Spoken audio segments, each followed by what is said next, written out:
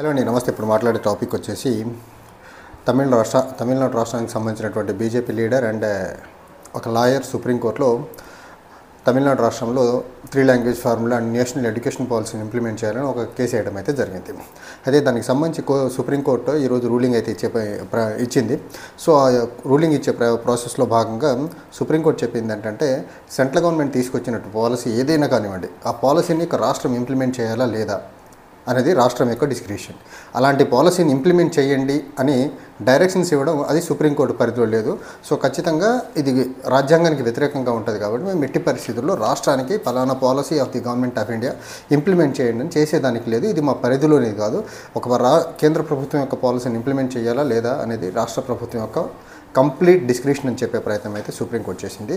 ఈ ప్రాసెస్లోనే supreme court fundamental రైట్లోని వన్ ఆఫ్ ద రైట్ ఏదైతే ఉందో ఆర్టికల్ 32లో రైట్ టు కాన్స్టిట్యూషనల్ రెమెడీస్ ఏదైతే ఉందో దాన్ని వైలేట్ చేసుకుంటూ వెళ్తే ఏదన్నా పాలసీని ఇంప్లిమెంట్ చేసే ప్రయత్నంలో భాగంగా లేకపోతే ఇంప్లిమెంట్ చేయకుండా ఉండటం వల్ల ఆ రాష్ట్రంలో లేకపోతే ఆ ప్రాంతంలో ప్రజల యొక్క ఫండమెంటల్ రైట్స్ కానీ వైలేట్ అవుతాయి. సో అప్పుడు ఫండమెంటల్ రైట్స్ వైలేట్ అవుతున్న క్రమంలో సుప్రీంకోర్టు ఆ పాలసీని ఇంప్లిమెంట్ చేయాలని చెప్తుంది. కాబట్టి ఫండమెంటల్ రైట్స్ వైలేట్ కానీ ఏ కేంద్ర ప్రభుత్వం పాలసీ కూడా ఒక రాష్ట్రంలో ఇంప్లిమెంట్ చెయ్యండి అని చెప్పేదానికి ఆస్కారం లేదు అని చెప్పే ప్రయత్నం అయితే చేశారు. ఇది ప్రధానంగా ఈ జిఎస్ మణి అనే అడ్వకేట్ ఎవరైతే ఉన్నారో తమిళనాడుకు సంబంధించినటువంటి బీజేపీ లీడర్, ఈ 3 రాష్ట్రాలు ఏదైతే Tamil Nadu, Kerala as well as west Bengal 3 రాష్ట్రాలు న్యూ ఎడ్యుకేషన్ పాలసీని ఇంప్లిమెంట్ చేయకుండా ఎందుకు చేయట్లేదు ఈ పాలసీ అంటే, ఇది కేంద్ర ప్రభుత్వం యొక్క హిందీ ఇంపోజిషన్ వర్సెస్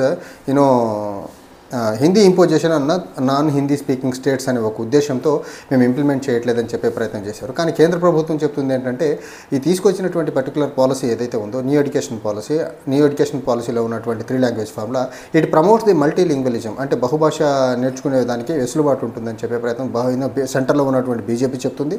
కానీ తమిళనాడు, వెస్ట్ బెంగాల్, కేరళ లాంటి రాష్ట్రాలు ఇది completely non Hindi speaking states మీద హిందీని రుద్దడం అనేసి తమిళనాడు వర్షన్. సో ఈ వర్షన్ ఇలా కేంద్రం యాజ్ వెల్ as రాష్ట్రాల మధ్య ఈ లాక్డౌన్ కంటిన్యూ అవుతున్న క్రమంలో తమిళనాడు ముఖ్యమంత్రి చాలా ఓకలను చాలా క్రిటికల్గా న్యూ ఎడ్యుకేషన్ పాలసీని ఎనీ కాస్ట్ తమిళనాడులో డిఎంకే ప్రభుత్వం ఉన్న రోజులు, డిఎంకే పార్టీ అధికారంలో ఉన్న రోజులు ఇంప్లిమెంట్ చేయము అనేసి భీష్మించి కూర్చోవడం వల్ల తమిళనాడు రాష్ట్రానికి సమగ్ర శిక్ష అభియాన్ కింద రావాల్సినటువంటి 2,154 కోట్ల రూపాయల ఫండ్స్ ఏవైతే ఉన్నాయో ఆ ఫండ్స్ రాకుండా కేంద్ర ప్రభుత్వం అడుగడుగునా అడ్డుకుంటూ ఇప్పటికీ ఇవ్వని పరిస్థితి ఈ రోజుకి కూడా. సో గత 2 సంవత్సరాలుగా ఫండ్స్ రాని పక్షం వెస్ట్ బెంగాల్ కూడా సమగ్ర శిక్ష అభియాన్ కింద రావాల్సినటువంటి ఫండ్స్ ప్రాపర్గా ఇవ్వకపోవడం, కేరళ రాష్ట్రానికి కూడా ఇవ్వకపోవడం. సో ఇవి 3 language formula new education policy 3 language formula implement చేస్తేనే ఇస్తామనేసి సెంటర్ చెప్పడం. ఈ క్రమంలోనే ఎట్లయినా తమిళనాడు రాష్ట్రంలో బీజేపీ పంతం నెగ్గించుకోవాలనేసి బీజేపీ తీసుకొచ్చినటువంటి పాలసీ ఇంప్లిమెంట్ జరగాలి, న్యూ ఎడ్యుకేషన్ పాలసీ అండ్ అందులో ఉన్నటువంటి 3 లాంగ్వేజ్ ఫార్ములా అనేసి తమిళనాడుకి సంబంధించినటువంటి లాయర్ సుప్రీంకోర్టులో కేసు వేయడం అయితే జరిగింది. కేసు వేసినంత మాత్రాన అది రాజ్యాంగం పరిధిలో ఉందా లేదా, లేకపోతే ఫండమెంటల్ రైట్స్ని వైలేట్ చేస్తుందా లేదా, మరి ఈ లాయర్ ఎట్లా వేయడం నాకు అర్థం కాదు. కేంద్ర ప్రభుత్వం తీసుకొచ్చిన ప్రతి పాలసీ రాష్ట్ర ప్రభుత్వం ఇంప్లిమెంట్ చేయాలనేది ఉండదు అనేది ఒకటి తెలిసి ఉండాలి ఈ లాయర్కి. అట్ ద సేమ్ టైం ఈ పర్టికులర్ పాలసీ వల్ల ఇంప్లిమెంట్ చేయకపోవడం వల్ల రాష్ట్రాల్లో ఫండమెంటల్ రైట్స్ వైలేట్ అవుతున్నాయా లేదా తెలుసుకోకుండా ఎలా వేసాడో అర్థం కాని పరిస్థితి. కానీ ఈ 3 లాంగ్వేజ్ ఫార్ములా విషయంలో తమిళనాడు ముఖ్యమంత్రి స్టాలిన్ అయితే చాలా క్రిటికల్గా ఉన్నాడు. దాంట్లో ఎలాంటి కాంప్రమైజ్డ్ నేచర్ లేదు. Same the case with west Bengal and Kerala. So ఈ స్టేట్స్ ఏవైతే ఉన్నాయో ఈ స్టేట్స్కి సంబంధించినటువంటి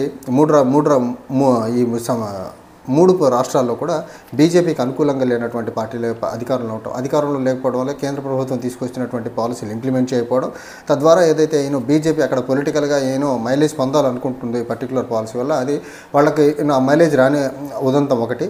రెండోది, మా పాలసీని మేము ఇంత సీరియస్గా ఇంత ప్రెస్టీజియస్గా తీసుకొచ్చినటువంటి పాలసీ అది హిందీ స్పీకర్స్ నంబర్ని, హిందీ లిటరేట్స్ నంబర్ని పెంచి లాంగ్ రన్లో హిందీని నేషనల్ పాలసీగా నేషనల్ లాంగ్వేజ్గా చేయాలనుకుంటున్నటువంటి బీజేపీ కుట్ర ఏదైతే ఉందో దాని వెనకాతలు దాగున్న కుట్ర. ఈ రోజుకి ఇండియాకి అఫీషియల్గా ఒక నేషనల్ లాంగ్వేజ్ అని లేదు. ఇండియాకు ఉన్నవి అఫీషియల్ లాంగ్వేజెస్ మాత్రమే, Hindi as well as English. So official languages ఉన్నటువంటి దేశానికి ఒక నేషనల్ లాంగ్వేజ్ని తీసుకురావాలనేది బీజేపీ కుట్ర. అది కూడా హిందీ ఉండాలి, లేకపోతే south Indian language some other language national language చేయాలనే ఉద్దేశం బీజేపీకి లేదు. ఎట్టి పరిస్థితుల్లో లాంగ్ రన్లో బీజేపీ హిందీని నేషనల్ లాంగ్వేజ్ చేయాలనే ఒక కుట్ర దాగుంది. ఆ కుట్రని న్యూ ఎడ్యుకేషన్ పాలసీలో ఉన్న 3 లాంగ్వేజ్ ఫార్ములా ద్వారా నెంబర్ ఆఫ్ హిందీ స్పీకర్స్ని పెంచాలని ఒక కుట్ర చేసింది.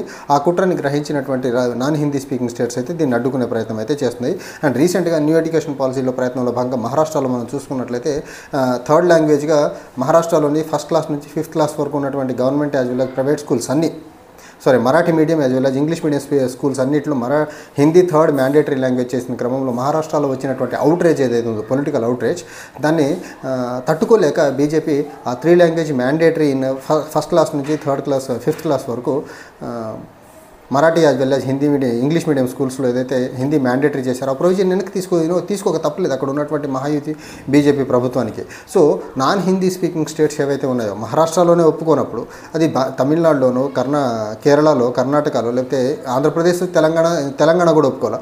లేకపోతే ఆంధ్రప్రదేశ్ ఎలాగో బీజేపీ మిత్రపక్షంగా ఉంది కాబట్టి వాళ్ళు బీజేపీ ఎలాంటి విఘాతమైన పాలసీ తీసుకొచ్చినా ఒప్పుకునే దానికి ప్రభుత్వం అక్కడ కూర్చొని ఉంది. తెలంగాణ ప్రభుత్వం కూడా న్యూ ఎడ్యుకేషన్ పాలసీలో ఉన్నటువంటి 3 లాంగ్వేజ్ ఫామ్లను ఒప్పుకోవాలి. సో అండ్ వెస్ట్ బెంగాల్ కూడా ఆబ్వియస్లీ ఒప్పుకోలేదు. ఈ క్రమంలో బీజేపీకి కంటగింపుగా మారినటువంటి ఈ non Hindi speaking states and మరీ ముఖ్యంగా హిందీ స్పీకింగ్ స్టేట్స్లో ఉన్నటువంటి పార్టీలు ఏవైతే ఉన్నాయో ఆ పార్టీని అడుగడుగునే ఇబ్బంది పెట్టాలనే ఒక ఉద్దేశంతో సుప్రీంకోర్టు దాకా వెళ్ళగలిగారు. సుప్రీంకోర్టులో ఏమైనా ఉపశమనం లభిస్తే ఈ రాష్ట్రాల్లో 3 language formula as well as new education పాలసీని ఇంప్లిమెంట్ చేయించి బీజేపీ పంతం నెగ్గించుకోవాలని ట్రై చేసింది. కానీ సుప్రీంకోర్టు చాలా క్లియర్గా రాజ్యాంగబద్ధంగా సుప్రీంకోర్టుకు ఉన్నటువంటి పరిధి ఏదైతే ఉందో ఒక కేంద్ర ప్రభుత్వ పాలసీని ఇంప్లిమెంట్ చేయమని అడిగే అధికారము సుప్రీంకోర్టుకి లేదు. నంబర్ 1.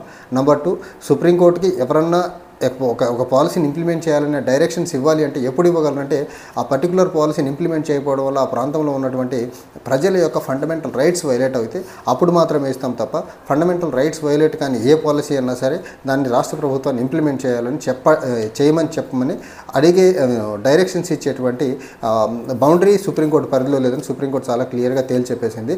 సో బీజేపీకి ఉన్నటువంటి లాస్ట్ రిసార్ట్ ఏదైతే ఉందో న్యూ ఎడ్యుకేషన్ పాలసీ మరీ ముఖ్యంగా 3 లాంగ్వేజ్ ఫార్ములా అది ముఖ్యంగా అపోజ్ చేస్తున్నటువంటి రాష్ట్రాల మీద ఈ పాలసీని రుద్దాలనేది సుప్రీంకోర్టు లాస్ట్ రిసార్ట్లో కూడా వీళ్లకు ఉపశమనం లభించకపోవడం ఇప్పుడు బీజేపీ వాళ్ళు ఏం చేయలేని పరిస్థితి. నాన్ హిందీ స్పీకింగ్ స్టేట్స్ హిందీని 3 లాంగ్వేజ్ ఫార్ములాని ఇంప్లిమెంట్ చేస్తామంటే చేయించుకోవడం లేదంటే కాముకుంటాం. కానీ అలాగనేసి 3 language formula new education policy implement చేయని రాష్ట్రాలకి ఏదైతే సమగ్ర శిక్ష అభియాన్ కింద రావాల్సినటువంటి ఫండ్స్ ఇవ్వకుండా కేంద్రం ఇబ్బంది పెట్టే పద్ధతిని ఈ పర్టికులర్ రూలింగ్ తర్వాత సుప్రీంకోర్టు రూలింగ్ తర్వాత మానేస్తే బాగుంటుంది. ఎందుకంటే ప్రతి రాష్ట్రానికి ఒక సావర్నిటీ ఉంటుంది, ఒక ఇండిపెండెన్సీ ఉంటుంది. రాష్ట్ర ప్రజలకి ఏది అవసరమో అసెంబ్లీ డిసైడ్ చేస్తుంది. కేంద్ర ప్రభుత్వం తీసుకొచ్చినటువంటి కంకరెంట్ లిస్ట్ని బేస్ చేసుకొని తీసుకొచ్చినటువంటి ప్రతి పాలసీని రాష్ట్ర ప్రభుత్వాలు ఇంప్లిమెంట్ చేయాలని ఒక దాని కాన్స్టిట్యూషనల్ బౌండ్ అయితే ఎక్కడా లేదు. కాన్స్టిట్యూషనల్గా బౌండ్ లేని పాలసీని రాష్ట్రాల మీద రుబ్బడం బీజేపీకి మంచిది కాదు. అది బీజేపీకి తెలుసుకుంటే బాగుంటుంది. మరీ ముఖ్యంగా బీజేపీ వాళ్ళు తెలుసుకోవాలంటే ఏది కాన్స్టిట్యూషనల్ ప్రిమైస్లో పొల్లుంది, ఏది కాన్స్టిట్యూషనల్ బౌండరీస్ లోపల లేదు, ఇది చేస్తే రాజ్యాంగబద్ధంగా నిలబడుతుందా, రాజ్యాంగబద్ధంగా నిలబడదాన్ని తెలుసుకొని పాలసీలు తీసుకొస్తే బాగుంటుంది. కానీ బీజేపీకి అవన్నీ ఏం పట్టవు. మేము అనుకున్నది జరగాలని ఒక మొండి వైఖరి తప్ప బీజేపీకి రాజ్యాంగాన్ని లేకపోతే ప్రజాస్వామ్యాన్ని గౌరవించేటువంటి పాలసీలు, ప్రజల్ని గౌరవించేటువంటి పాలసీలు ఉంటాయి అనేది మాత్రం మనం ఆశించడం తప్పు. Thank you.